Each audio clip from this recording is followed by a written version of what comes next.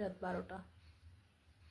চেষ্টা করছি এটা অনেকক্ষণ এটা দেবো বলে, কিন্তু সময় হচ্ছে না। যাই হোক, অক্সিন হরমোনটা নিয়ে আসলাম আলোচনা করতে ক্লাস 10-এর। তো সবাই ঠিকঠাকভাবে বুঝে নিও, অসুবিধা হলে আমাকে কমেন্ট করো। আর গ্রুপে তো আছোই। পড়াশোনাটা জোরদার, অবশ্যই জোরদার করতে হবে। তো চলো, আমাদের সিলেবাস অনুযায়ী আমরা তো আজকেই হরমোনটা পড়াচ্ছিলাম, উদ্ভিদ হরমোন। তো আমাদের সিলেবাস অনুযায়ী 3টে হরমোন আমাদের সিলেবাসে আছে: অক্সিন, জিবেরেলিন আর সাইটোকাইনিন। তো এখন যেটা পড়বো বা পড়াবো বা বোঝাবো সেটা হচ্ছে অক্সিন। অক্সিন অ্যাকচুয়ালি কী? এটা হচ্ছে উদ্ভিদ দেহে অবস্থিত বা প্রথম আবিষ্কৃত উদ্ভিদ হরমোন। যে হরমোনটা আবিষ্কার করেছিলেন ওয়েন্ট 1928-এ, এবং তিনি ওট গাছের মুকুলাবরণীতে, অর্থাৎ মুকুলের আবরণীতে এই হরমোনটাকে তিনি আবিষ্কার করেছেন। এবার আমি হরমোনটার সংজ্ঞা বা কাকে বলে সেটা বলি।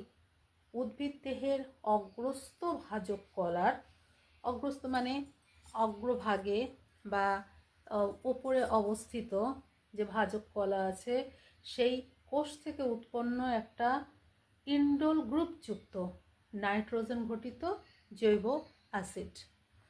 এবার এর একটা কেমিক্যাল ডায়াগ্রাম আছে।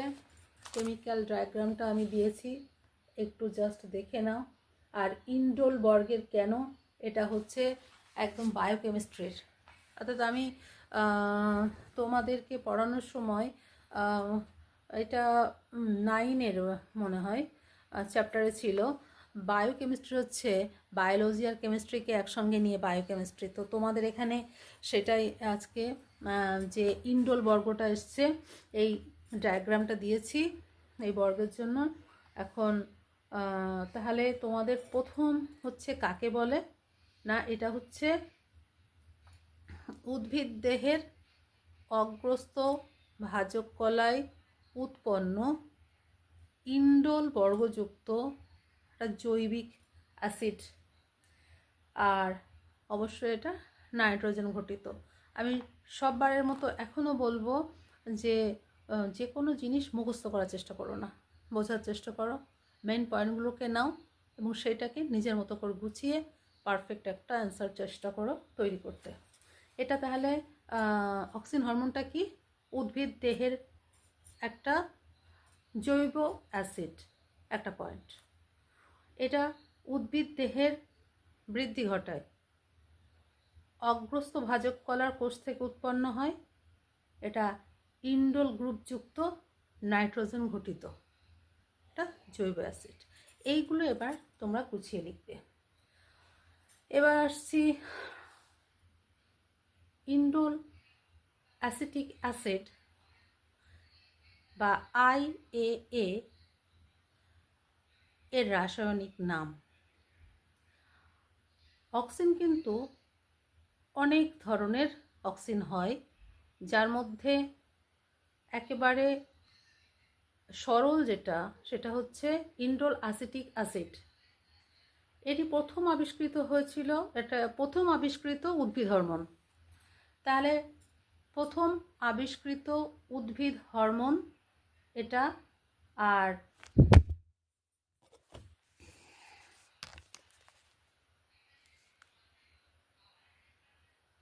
আচ্ছা, প্রথম আবিষ্কৃত উদ্ভিদ হরমোন এটা।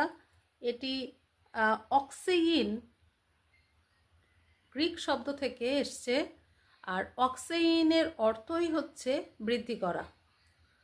আর এই অক্সিন হরমোনই হচ্ছে প্রধান বৃদ্ধি নিয়ন্ত্রক হরমোন। তাহলে রাসায়নিক নাম ইন্ডোল অ্যাসিটিক অ্যাসিড, আর কেমিক্যাল ডায়াগ্রামটা দিয়ে দিয়েছি, ওটাকে দেখবে। পরিবহনটা হয় কিভাবে? পরিবহন মানে হচ্ছে এক জায়গা থেকে অন্য জায়গায় বয়ে নিয়ে যায়, বাহিত হয় কিভাবে, সেটাকে হচ্ছে পরিবহন। আর এইটা অ্যাকচুয়ালি জলে দ্রবণীয়, এবং জলে দ্রবণীয় আর একমুখী মেরুবর্তী পরিবহন। একমুখী মেরুবর্তী মানে এটা অগ্রস্থ ভাজক কলায় সৃষ্টি হচ্ছে, আর এটা ব্যাপন ক্রিয়ায় অর্থাৎ ওপর দিক দিয়ে নিচে অর্থাৎ মূলের দিকে ব্যাপন ক্রিয়ায় প্রসারিত বা পরিবাহিত হচ্ছে, যাচ্ছে আর কি। তো বিটপে উৎপন্ন হয়ে ব্যাপন প্রক্রিয়ায় মূলের দিকে বাহিত হওয়ায় একে একমুখী মেরুবর্তী পরিবহন বলে। কার মাধ্যমে যাচ্ছে? ফ্লোয়েম কলার মাধ্যমে। এরপর আসছে অক্সিনের ভূমিকা। অক্সিনের ভূমিকার মধ্যে মেনলি আমাদের 7টা পয়েন্ট থাকবে। 1, অগ্রস্থ প্রকটতা বা অগ্রমুকুলের প্রাধান্য, অর্থাৎ এই অক্সিনের প্রভাবে উদ্ভিদ অগ্রভাগে বৃদ্ধি পায়, অর্থাৎ ভাজক কলা যতবার বিভাজিত হবে অগ্রভাগে ততই বড় হবে। এখন যদি আমি ওই অগ্রভাগটাকে কেটে দিই বা ভেঙে দিই, তাহলে আমি যদি সেই অগ্রভাগটাকে কেটে দিই বা ভেঙে দিই, তাহলে আমার অক্সিনটা পার্শ্বের বা পার্শ্বীয় যে মুকুলগুলো বা কাক্ষিক মুকুল আছে সেই মুকুলগুলোতে ক্রিয়া করবে এবং সেই উদ্ভিদটা একটা ঝোপঝাড়ের মতো সৃষ্টি হয়। অনেক উদ্ভিদ দেখেছো না, যে ওপরের গাছের ওপরের অংশ যেই কেটে দেওয়া হয়, চারদিক দিয়ে পাতাগুলো মুকুল টুকুলগুলো গজায়। ফলত অক্সিন সেই চারদিকে কাজ করে, ওপর দিকে আর বৃদ্ধি পেতে পারে না। অক্সিজেনের কাজটা তখন